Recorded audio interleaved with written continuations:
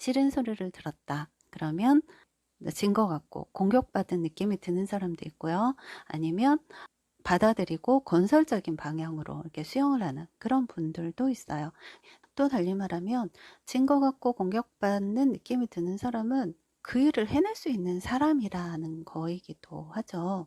그 일을 해낼 수 없는 사람이라면 이런 생각조차 들지도 않을 거예요. 그건 안녕하세요. 호떡학기 선생입니다. 두뇌개발 전문가로 일을 하고 있습니다. 성향마다 자존감이 떨어지는 원인들이 다 다르다고 전 영상에서 말씀드렸는데요.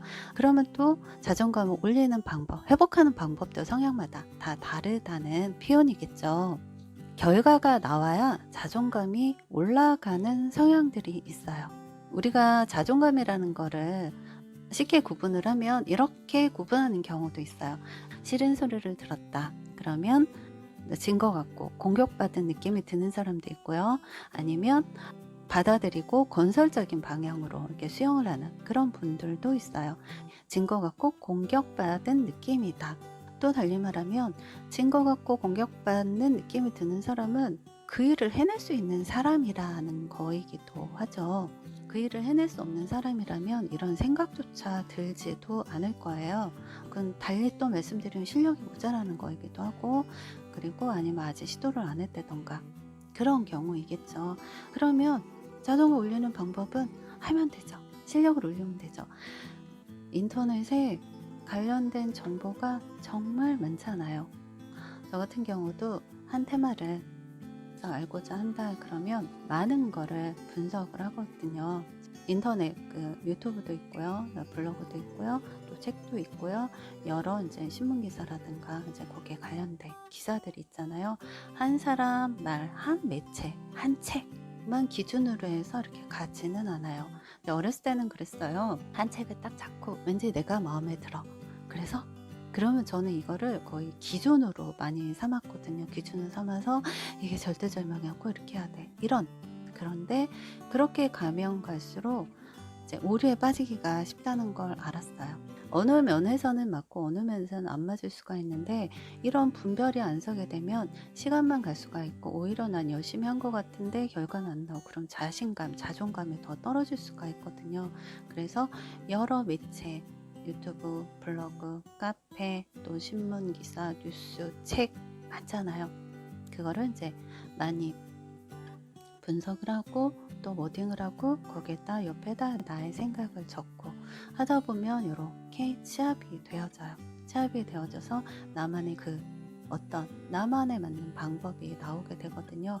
그런 그 방법을 실행을 차츰차츰 하다 보면 실행을 보통 7일, 21일, 100일, 3년 이렇게 아주 큰 거 같은 경우는 3년을 해야 되겠지만 3일, 7일, 100일 이런 식으로 해서 이제 기간을 잡고 진행을 하다 보면 성취감을 자꾸 경험하면서 가는 거, 한 번에 이만큼이 아니고 성취감을 자꾸 경험하면서 가다 보면은 이제 자존감이 올라오게 되는데요.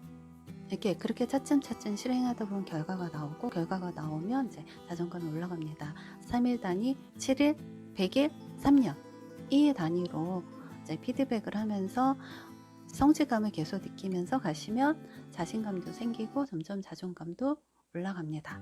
라고 말씀을 드리면 어떤 분은 또 이렇게 말씀을 하세요. 할 수 있을까? 나 하기 싫은데. 나 어떻게 해야 될지 모르겠어. 이런 마음이 드시는 분이 있으실 거예요.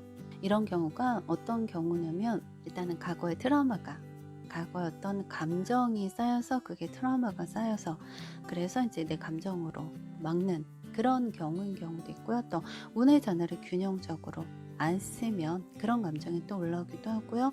자네 운의 균형이 또 깨지게 되면 이제 그렇게 해석이 되어지기도 하는데요. 그렇다면 자네 운의 균형 맞추고 그리고 운의 잔을 원활하게 사용을 하고 트라우마를 제거하는 이게 선행이 되어진다면 앞전에 말씀드린 그 실정 사항들이 되게 쉬워지겠죠.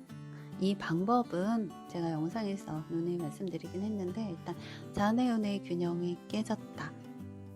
이러면 부정을 보게 돼 있고 안 되는 걸 먼저 생각을 하게 되고 자신감이 없는 것처럼 느껴지기도 하고 그래요.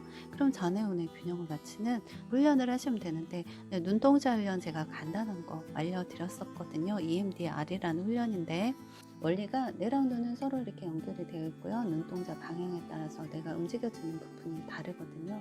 그 원리에서 나온 훈련이에요.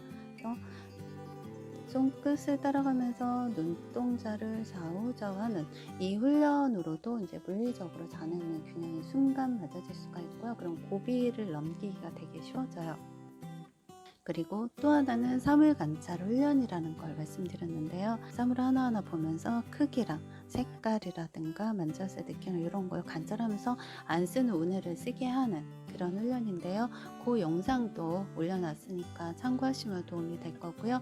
그리고 이제 트라우마 제거하는 방법은 차츰 또 올릴 예정입니다. 호두깎이 선생이었습니다. 감사합니다.